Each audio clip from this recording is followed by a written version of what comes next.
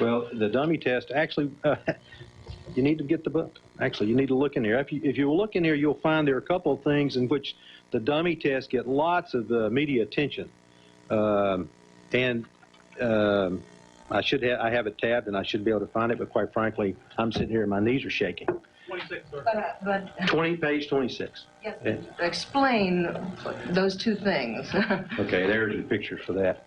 But let me tell you that I don't know why they can't associate that time period. I'm sorry, I just don't have any information for that. All I know is what the Air Force did, and that if you overlay much of their claims and you look at the Air Force scientific research, you can see it's obvious that what we're talking about at Roswell, and I don't mean Roswell in 47 because that was Project Mogul. That was unmanned. I want to make that very clear. And that's the first report. But over that period of time, dummies were dropped all around there. And I think it's logical to assume that the people there saw Air Force ambulances come out, they saw gurneys come out, they saw body bags come out because the dummies were put into body bags to protect them. They saw people in pith helmets. They saw people in shorts out there brushing the bushes looking for the remnants of the balloons. And when you put all that stuff together and spin it, you find that it fits perfectly with many of the occurrences in Roswell during that era. They also said that these figures were much smaller stature than full-size adult figures. How do you reconcile that? I don't reconcile that. I just have no idea why they say that. Can you help us with when the dummies were first used? What year? 53. And how many, you say, numbers? Well, the actual balloon launchings were about 2,500. The actual number of dummies dropped were, it's actually in the book and it's very specific, but the number just escapes me. It's more than 300 or 400. Yes, sir. Why did they make it, the design resemble to flying saucer? It makes it very suspicious. The flying saucer. Now, you were talking about in the video. That's also in here, I might add, and you saw it in the video. Some of the, and you're looking at payloads. What they were doing is they wanted to recover these payloads, and so they were testing the parachutes. And I totally agree. If I saw something like that, I'm riding along out there near Ruidoso, and I'm wandering out in the desert, and I see this funny-looking dish out there, I might want to poke around at it. But quite frankly, this is probably what it was. You keep saying, using the word probably, and you say case closed. Those two don't jive. Yeah, How do you reconcile that? Okay, let me say, from the Air Force perspective, that's exactly what it was. So does the Air Force And I don't mean to be rude about that. I want you to understand we are very, very proud of this report.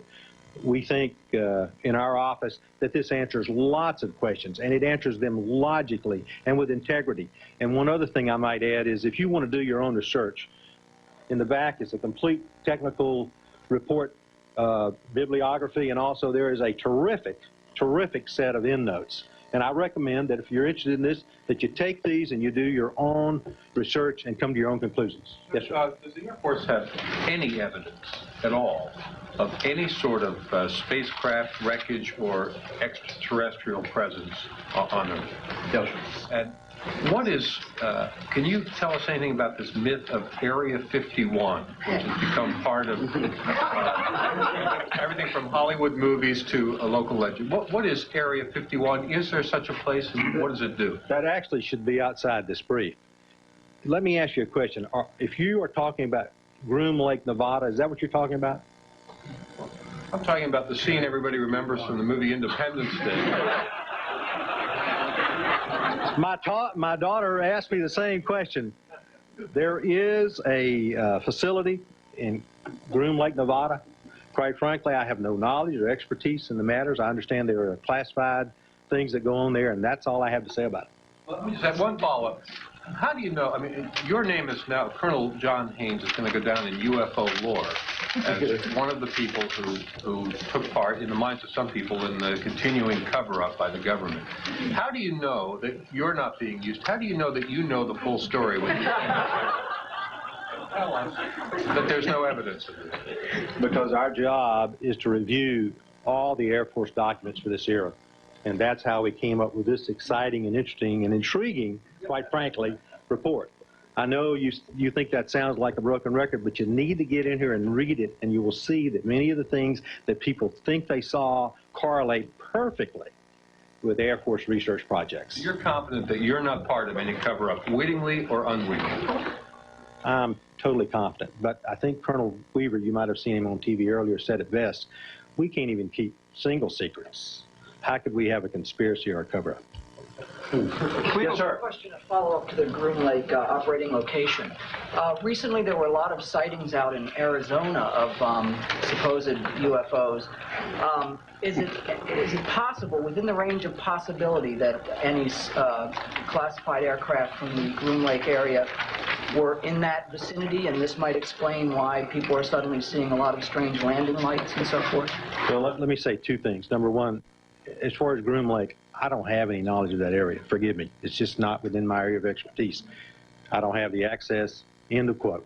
Secondly, if you're interested in the Arizona question, I suggest that you contact the local authorities in Arizona and see what they have to say, because the Air Force no longer does any investigation of UFOs. Yes, sir. Let's go back to that so-called Area 51, because in people's minds, when you say I can't talk about it because it's classified, conjures up, oh, there it is. There's the cover-up. Can you give us any hint, without violating any sense of a confidential nature, what kinds of things might be happening? Sir, I cannot. Forgive me. I just do not know. Is there anyone in the Air Force that can? I'm going to have to defer that to public affairs. It's outside of my area of expertise. Forgive me, but it's just outside of my area of expertise. Rule out that Area 51 is only human-made equipment and intelligence. Is that, Nothing. do we call that leading the witness? Is that what we're, I'm sorry, I just don't know. Forgive me. It's just not an area that I have classified. You have an opportunity on your own behalf.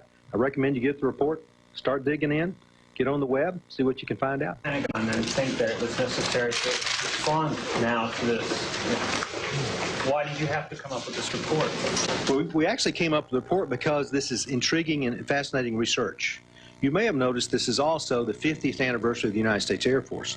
You may have also concluded that we have been talking about other things about space and things of that nature, and this altitude balloon research is quite fascinating. But it was left in the dust.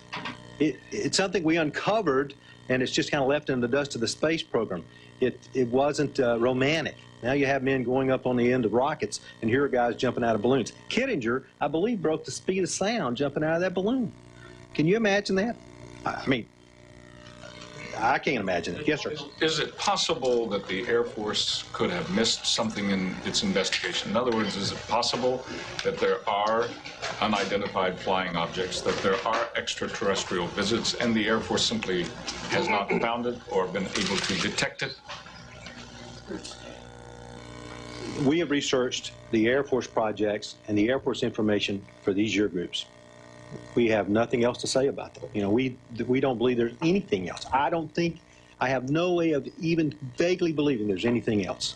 I promised the gentleman right back here a question, sir, yes, sir. Well, about 50 years ago today, a Air Force pilot spied a big array of saucers supposedly flying over Washington State. That may have started all this. Does the Air Force think it will never again investigate these reports? Is Project Blue Book was the end, and that's it? You know, I don't ever want to speak for the Air Force about never again, but it's my opinion that they will not. Yes, sir. Sir, from just a cursory examination of the report, it would appear that the Air Force compiled this information at the request of the GAO, at the request of the New Mexico congressperson, if I'm correct. Now, that was report one, sir.